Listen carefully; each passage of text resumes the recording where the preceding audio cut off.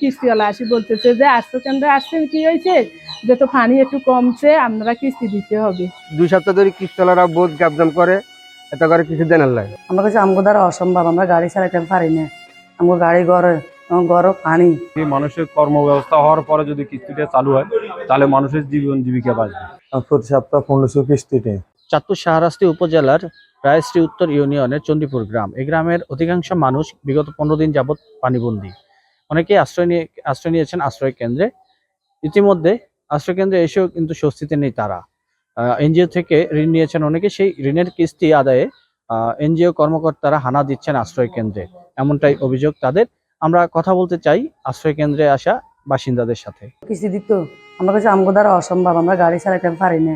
আমগো গাড়ি ঘরে পানি আমরা আশ্রয় কেন্দ্র থাই, আমার সব কিছু ভাঙি চুরি গেছে, কৃষি খেতি সব নষ্ট হয়ে গেছে। আমরা কি করে খাই? আলোকের দেয় আমরা খাই না। আমরা তো কিস্তি আমগুলো আইতেছে, আমরা কিস্তি দিতে পারতেছি না। আমাদের আশ্রম আছে, এখন কিস্তি তো দিতে পারি, ঠিক আছে, এখন আমরা দিতে না পারতেছি না। আমার ঘর দুয়ার ভাঙি গেছে, আমরাও চলতে পারি না। প্রতি সপ্তাহ 1500 কিস্তিতে। কিস্তি নিয়ে যে অটো কিনছি, এখন পানি বন্দি হয়ে গেছি, অনেক পানি আমাদের ঘরে ঢুকে গেছে। আমরা ঘরে কোনো থাকার মতো কোনো জায়গা নাই, রান্না করার মতো কোনো জায়গা নাই। এখন আমরা আশ্রয় কেন্দ্রে আসছি, কিস্তিওয়ালা আসি বলতেছে যে আশ্রয় কেন্দ্রে আসছেন, কি হয়েছে যে তো পানি একটু কমছে, আপনারা কিস্তি দিতে হবে। আমাদের দাবি হলো, আমরা যারা গরিব আছি, কিস্তির সাথে জড়িত, বিশেষ করে এরা সবাই এখন কর্মহীন, টোটালে খাওয়ার সমস্যা এবং কি বাসা বাড়িতে পুরো পানি। যারা হয়তো আশ্রয় কেন্দ্র আসছে অনেক, তার চেয়ে বেশি মানুষ আছে যে বাড়িতে মানুষের হয়তো কিছু হাঁস মুরগি গরু ছাগল আছে, ওই নিয়ে আসতে পারেনি। এই অবস্থার মধ্যে যদি নাকি মানুষের কর্মব্যবস্থা হওয়ার পরে যদি কিস্তিটা চালু হয় তাহলে মানুষের জীবন জীবিকা বাঁচবে। বাড়িঘর দুয়ার ভাঙিয়ে গেছে গা, আমি ছেলে সন্তান লই আশ্রয় কেন্দ্রে আছি। এখন যে আমি কিস্তি কই থেকে দিব, কিস্তি নিয়ে কিভাবে চালামো?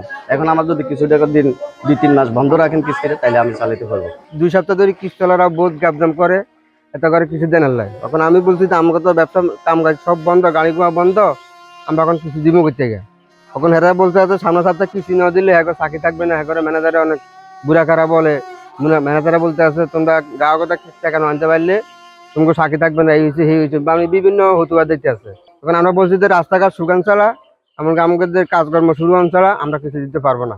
যেমনটা বলছিলেন তারা, পরিবারের সচ্ছলতা ফেরাতে এনজিওগুলো থেকে ঋণগ্রস্ত হয়েছেন তারা।